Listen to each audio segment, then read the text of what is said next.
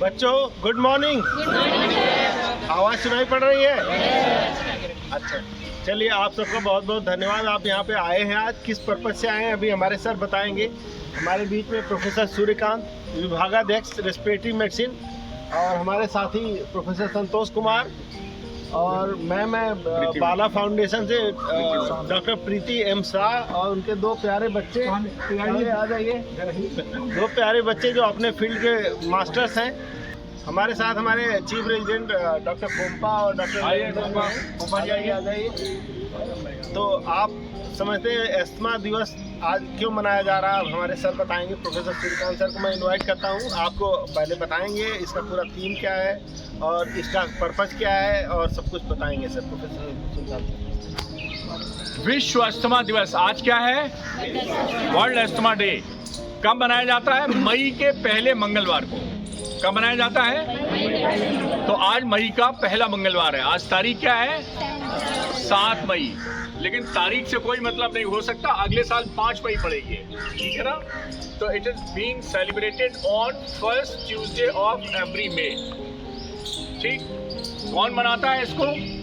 किसके निर्देशन पे बनाया जाता है कि भाई 1 मई को बनाएंगे आप, फर्स्ट ट्यूसडे ऑफ मे? विश्व स्वास्थ्य संगठन यानी WHO, और इसकी एक बॉडी है, इसका नाम है ग्लोबल इनिशिएटिव फॉर एस्थमा। क्या है? शॉर्ट में हम लोग कहते हैं G for global, I for initiative, N for IN initiative, and A for asthma. तो G फॉर ग्लोबल और IN for initiative and A for asthma. Short में इसको कहते हैं जीना। क्या कहते हैं? अब हम लोग आगे जब एड्रेस करेंगे तो जीना ही बोलेंगे। तो WHO और जीना के सौजन्य से हर मई के पहले मंगलवार को हम मनाते हैं विश्व अस्थमा दिवस। मान लीजिए आप चले गए बढ़िया हिल स्टेशन पे जहाँ एयर क्वालिटी इंडेक्स है 25-30, तो उसकी सांस फूलेगी अस्थमा वाले की? नहीं फूलेगी, नहीं फूलेगी। लेकिन अगर आप चले गए ग्रेटर नोएडा जहाँ 300-400 है, देखो कभी गला साफ कर रहे हैं, तो वहाँ तो रहता है 300 से ऊपर। तो अस्थमा की सांस में क्या है कि जब वातावरण में प्रदूषण ज़्यादा होगा, या अभी बता रहे थे एयरपोर्ट में है, या मतलब कैसी ऐसी जगह बगल में कोई सिगरेट पी रहा है, उसका धुआं आपकी सांस नली में भी चला गया, पैसिव स्मोकिंग हो गई, तो भी आपकी सांस फूलने लगी। तो अस्थमा के मरीज को समझने के लिए एक उदाहरण देते हैं हम। ये देखो पेड़ पौधे इतने लगे हुए हैं, किसी की भी पत्ती छुइए कुछ होगा, लेकिन एक पौधा होता है छुई मुई का पौधा, टच मी नॉट प्लांट, उसकी पत्ती छूते हैं तो क्या होता है? बस अस्थमा के रोगी की जो सांस की नलियाँ हैं वो छुई मुई के पौधे की तरह है। वो जैसे ही कोई धूल धुआं गर्दा या कोई एलर्जी का कारण आएगा, वो सिकुड़ जाती हैं और सांस फूलने लगती है। ठीक, तो अस्थमा में बराबर सांस फूलेगी या कभी कभी सांस फूलेगी? कभी कभी सांस फूलेगी। अच्छा ये बताइए, घर में इंसान रहने चाहिए कि जानवर? कुछ लोग कुत्ता बिल्ली पाल लेते हैं, उनसे भी अस्थमा फैल पड़ जाता है। तो कुत्ता बिल्ली घर में पालना चाहिए कि नहीं पालना चाहिए? हम तो गए एक घर में, बोले साहब हमारे खरगोश पाले। हमने वाह, हमने तो अभी सुना था कि घर जो है बाड़ा बनता है जानवरों का, ये तो चिड़ियाघर भी बनाने लगे हैं। तो घर को घर रहने दें, ना तो जानवरों का बाड़ा बनाए ना चिड़ियाघर बनाए, इन सबसे सांस फूले। अच्छा बच्चे खिलौने, आपने देखा होगा बच्चा है 2 फीट का और उसके बगल में 3 फीट का टेडी बियर, देखा है ना? आपने देखा होगा। टेडी बियर से अस्थमा बहुत होता है, हाईली एलर्जिक है। तो घर के अंदर अगर जाले होंगे, सीलन होगी तो भी अस्थमा बढ़ेगा, और टेडी बियर जैसे फर वाले खिलौने होंगे तो भी अस्थमा बढ़ेगा। तो ये सब घर में रखने चाहिए कि नहीं रखने चाहिए? नहीं रखने। तो अब आपको अस्थमा की सामान्य जानकारी हो गई, कम से कम इलाज ना बता सकें तो आप ये तो बता सकते हैं क्या करें और क्या ना करें। और अस्थमा का शुरुआत जो होती है वो लगभग 80% मामले ऐसे हैं कि इनकी शुरुआत कब हो जाती है? बचपन से ही हो जाती है। ठीक, एक और बीमारी होती है COPD, वो शुरू होती है बचपन से। अस्थमा शुरू होता है बचपन से। याद हो गया? आज 2 बीमारियों की कहानी शुरू हो गई, आज पता चल गई, दोनों में सांस फूलती है, लेकिन कैसे अंतर करते हैं? अस्थमा शुरू होता है, COPD शुरू होती है बचपन से, मेरा मतलब 40-50 साल के बाद। वो तो तुकबंदी के लिए हमने 55 कर दिया, 40 के बाद भी फूल सकते। तो अस्थमा में जो सांस की नलियां होती हैं मरीज की, वो पैदाइशी रूप से थोड़ी अति संवेदनशील होती हैं, अंग्रेजी में कहते हैं हाइपर सेंसिटिव। ठीक है ना? कैसी होती हैं? तो हम लोग सांस कहाँ से लेते हैं? अरे इसी वातावरण से, नाक से लेते हैं ना।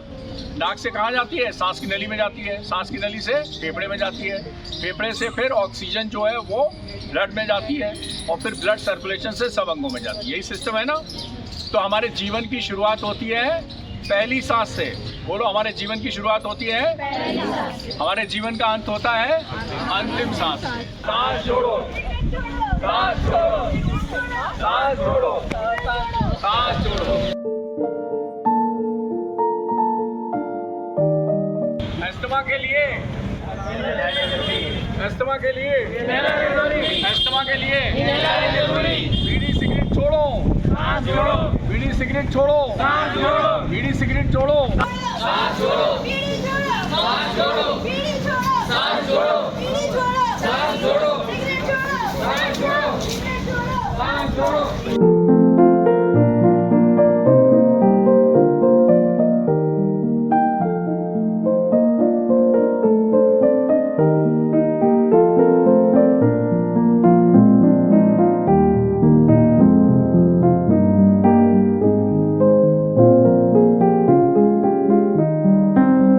जन्मदिन का केक काटें कब? जन्मदिन का केक काटें कब? मगर एस्मा के लक्षण सर ने बताया आपको, क्या क्या बताया थे याद है? एस्मा में सांस फूलती है, सीने में जकड़न रहती है, ठीक है, और उसमें क्या होगा, बलगम बहुत चिपचिपा और गाढ़ा रहता, निकलता मुश्किल से, तो और ज़्यादा तकलीफ। तो आपके जितने फ्रेंड्स हैं, जितने परिवार के लोग हैं, उनको आज के बारे में जरूर बताइएगा। 3000 तक संख्या है ना। और आप उनको ये बताइएगा कि हमें ये लक्षण छोटे बच्चों में पहचानने चाहिए, क्योंकि अभी जैसा बताया सर ने, अस्थमा छोटे बच्चों में शुरू हो जाता है, पर क्योंकि जागरूकता नहीं होती तो उसके बारे में पता नहीं होता। जब एक जज साहब को नहीं पता लग सकता, जज तो बहुत पढ़े लिखे, तो फिर कम पढ़े लिखों के लिए तो बहुत ही मुश्किल है ना। तो आप सब अपने आप में एक इतने सशक्त हैं कि अगर आप लोग इस तरह जागरूकता फैलाएंगे, जिनको आप बताएंगे वो आगे लोगों को बताएंगे, तो कम से कम इस बीमारी का सही समय पे इलाज हो सकेगा। Thank you very much. Cigarette छोड़ो, सिगरेट छोड़ो। अस्थमा के लिए इनहेलर, अस्थमा के लिए इनहेलर, अस्थमा के लिए इनहेलर, अस्थमा के लिए इनहेलर। सर, आज अस्थमा दिवस पर जन जागरूकता अभियान का कार्यक्रम का आयोजन किया गया आपकी देखरेख में, तो क्या कुछ मैसेज देने का एक काम किया गया है आज?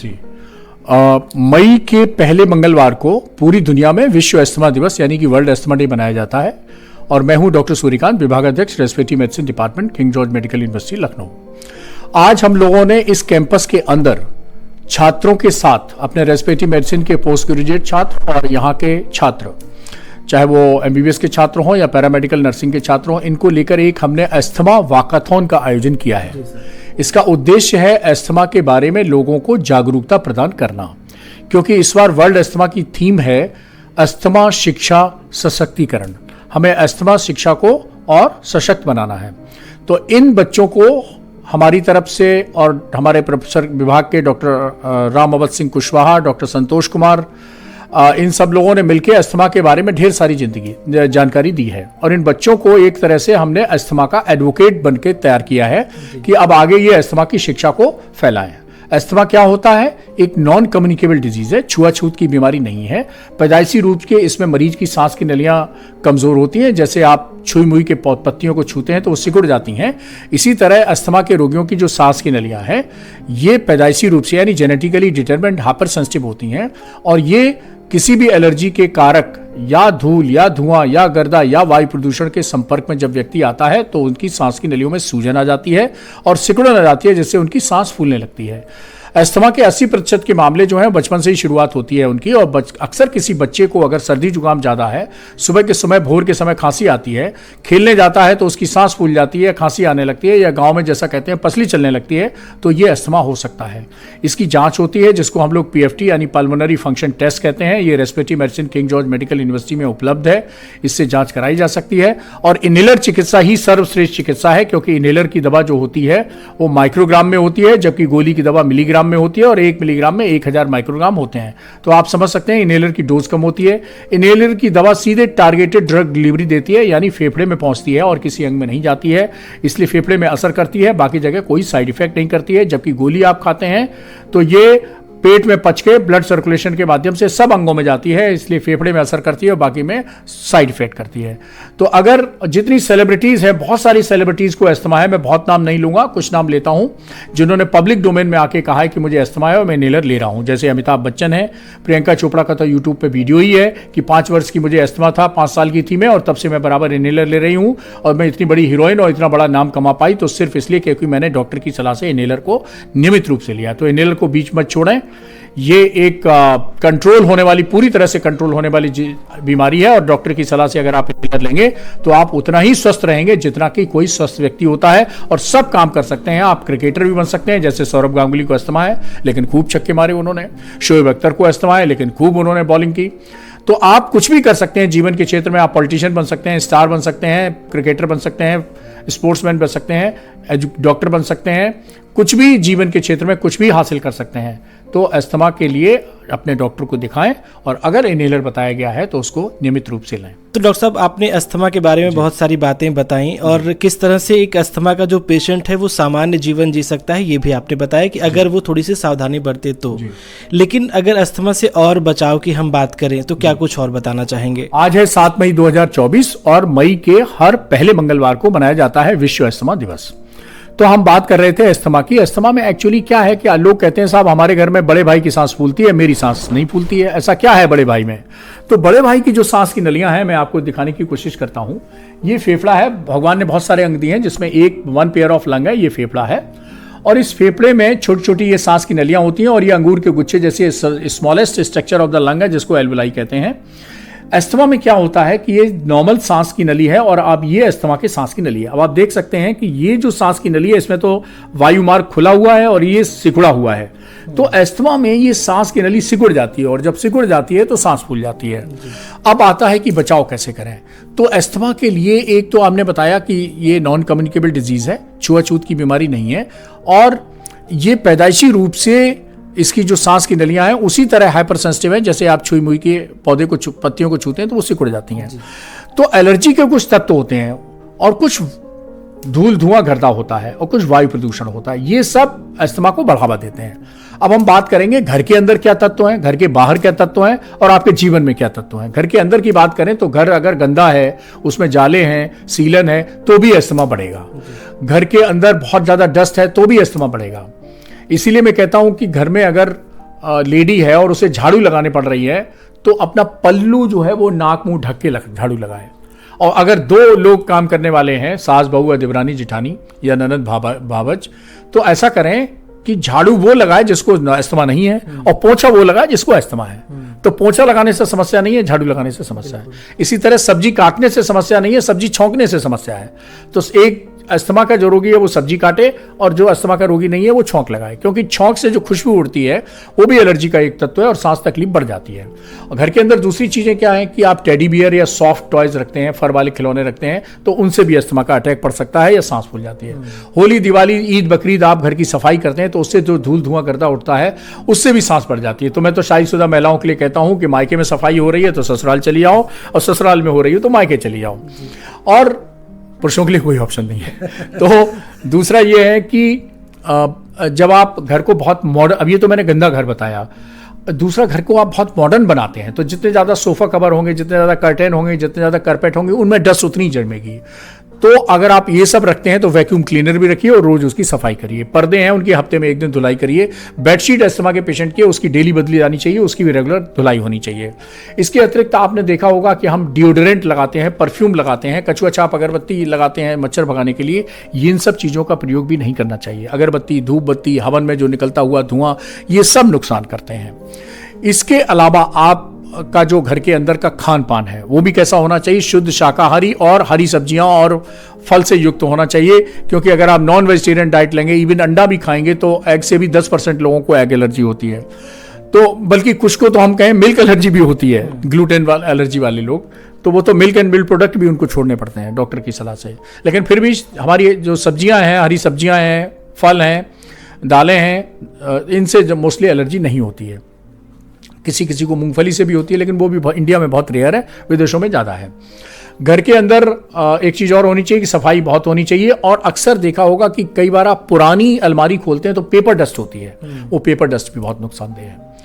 और अगर हम घर के बाहर की बात करें तो जो आपका कार्यस्थल है, जहां आप जाते हैं, जहां आप बैठते हैं, अगर वहां धूल धुआं करता है या आप ऐसे किसी प्रोफेशन में काम करते हैं, अक्सर मैं कहता हूं फ्रॉम भट्टी टू भट्टा, तो छोटी छोटी भट्टी हो चाहे भट्टा हो, जहां चिमनी है, धुआं निकलता है, या आप मान लीजिए किराने की दुकान पे काम करते हैं, तो किराने की दुकान में ग्रेन डस्ट होती है, गेहूं है, चावल है, दालें हैं, इन सब की डस्ट उड़ती है। तो वो सब, तो हम कहते हैं भाई प्रोफेशन बदल लो, आप कपड़े की दुकान कर लो, रेडीमेड कपड़े की दुकान कर लो। तो इस तरह की व्यवसाय हैं, बहुत सारे व्यवसाय हैं जिसमें ये धूल धुआं करता होता है, तो उनको अवॉइड करना पड़ता है। फिर आता है कि व्यक्तिगत जीवन में क्या है। अगर तनाव होगा तो अस्थमा बढ़ेगा। बहुत ज़्यादा इमोशनल पोल्स पे पोलराइजेशन होगा, जैसे बहुत ज़्यादा खुशी, बहुत ज़्यादा गम, तो दोनों में होगा। बहुत तेज आप हंसेंगे तो भी आपकी खांसी आ जाती है, सांस फूल जाती है।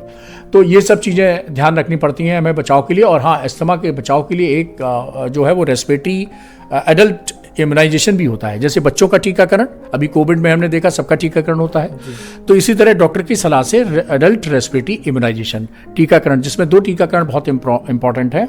एक इन्फ्लुएंजा का टीका जरूर लगवाना चाहिए और एक न्यूमोकोकल का टीका जरूर लगवाना चाहिए, क्योंकि इनसे अस्थमा बढ़ता है। इसके अलावा एक्टिव स्मोकिंग या पैसिव स्मोकिंग दोनों ही हानिकारक हैं। आप सिगरेट पिएंगे तो भी हानिकारक है, और किसी सिगरेट पीने वाले के बगल में खड़े होंगे, क्योंकि जो सिगरेट पीता है उसका 30% धुआं उसके फेफड़े में जाता है, 70% जो है अड़ोसी पड़ोसियों के फेफड़े में चला जाता है।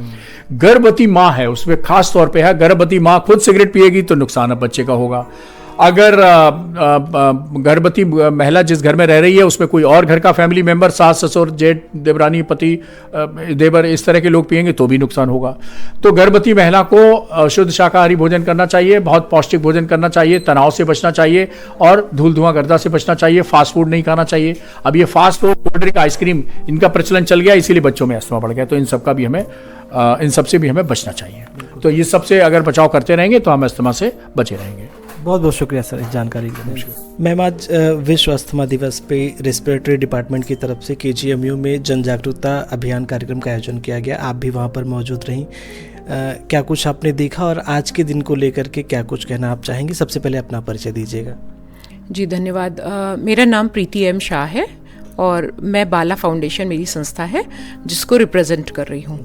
बाला फाउंडेशन का फुल फॉर्म ही है better awareness through learning and access, और आज की थीम भी अवेयरनेस पर ही है, विश्व अस्थमा दिवस की। तो देखिए, हम कुछ भी है लेकिन अगर हमारे पास जागरूकता नहीं है, चाहे हम पढ़े लिखे भी हैं, तो फिर वो हमारे लिए बेकार है। तो मेरा आज के दिन जो एक संदेश है अगर कहिए, वो ये है कि डॉक्टर्स अपना काम बहुत अच्छा कर रहे हैं, वो बता भी रहे हैं कि इसका एकमात्र उपाय ही इनहेलर है, लेकिन लोगों को लक्षण ही नहीं पहचानने आते, लोगों को पता ही नहीं है। अब जब पढ़े लिखे परिवारों को नहीं पता तो सबसे बड़ी तो दिक्कत ये है कि जो कम पढ़े लिखे परिवार हैं उसमें तो बिल्कुल ही जागरूकता नहीं होगी। तो मैं ये चाहती हूँ कि आज ये संदेशा देना चाहती हूँ कि जितने लोग आज उन्होंने डॉक्टर सूर्यकांत जी को सुना, जितनों ने आज सवेरे ये वॉकथन अटेंड करी, उन सबसे ही निवेदन है, और जो लोग ऐसे सुन रहे हैं दर्शक, कि आप जानने के बाद और इसके लक्षण जानने के बाद सबको बताइए, क्योंकि हम अक्सर सुनते हैं कि उसके बच्चे की पसली चल रही है, लेकिन हमें ये नहीं पता होता कि अब पसली चलने के बाद का क्या, इसका मतलब है वो बच्चा एस्थमेटिक है और उसको तुरंत उस चीज़ को एड्रेस कराना ज़रूरी है। जी। तो मैम, जैसे आपने बताया कि अस्थमा को लेकर के एक जन जागरूकता बहुत ज़्यादा ज़रूरी है, और इनहेलर इसका एक ऐसा उपाय है जो जीवन भर साथ में लेकर चला जा सकता है और इससे किसी को कोई नुकसान नहीं सिवाय फ़ायदा होना है। ठीक है। तो बाकी लोगों से आपकी यही अपील है कि सब जितने भी लोग, आपने बोला भी था कि जितने लोग यहाँ पर आए हुए हैं वो सभी अपने घर पर जाकर के लोगों को जागरूक करेंगे, तो इससे कहीं ना कहीं जागरूकता बढ़ेगी। मेरा क्योंकि मानना है, और हमने बचपन से पढ़ा है कि शिक्षा से बड़ा कोई भी दान नहीं होता। तो शिक्षा का मतलब होता है हमारा ज्ञान। तो हमारे पास जिस चीज़ का भी ज्ञान है, इसमें कोई बुराई नहीं। हम इतनी बातें किसी के साथ भी करते हैं तो उसमें से हम 5 मिनट काम की बात करें कि भाई अरे आपके घर में छोटा बच्चा है और उसको अक्सर जुकाम होता है, क्या आपने कभी उसका टेस्ट कराया? क्या आपने देखने की कोशिश करी कि वो अक्सर उसको जुकाम क्यों होता है, या वो खेलने जाता है तो उसकी सांस क्यों फूलने लगती है? तो ये छोटी छोटी बातें पर सिर्फ जन जागरूकता से लोगों को आएगा। तो जो एक शब्द है SBCC, that is social behavioural change communication, ये अपने आप में एक बहुत सशक्त शब्द है। क्यों? क्योंकि हम सोशल बिहेवियर चेंज, हम ना समाज में किसी भी चीज की जागरूकता लाके ही उसके बारे में अवेयरनेस फैला सकते हैं। तो मेरा ये मानना है कि जब हम इधर उधर की इतनी बातें कर सकते हैं तो हम काम की बातें क्यों नहीं करते, जिससे हमारे बच्चे स्वस्थ रहें, फिर वो खेलें, चाहे वो अमिताभ बच्चन बने, चाहे वो प्रियंका चोपड़ा बने, चाहे वो सौरभ गांगुली बने, आप समझ रहे हैं, चाहे शोएब अख्तर बने, लेकिन सिर्फ हमें उन चीजों को जानना जरूरी है। तो कम से कम जिसको मालूम है वो दूसरे को बताए। हमारे परिवार के लोग हैं, हमारे दोस्त हैं, हमारी इतनी मित्र मंडली होती है, हम दुनिया भर की बातें करते हैं, तो हम ऐसी बातें क्यों नहीं करते कि जिससे हमारा बच्चा स्वस्थ रहे। बिल्कुल ma'am, thank you so much ma'am, thank you. KGM, you gouge 89.6 FM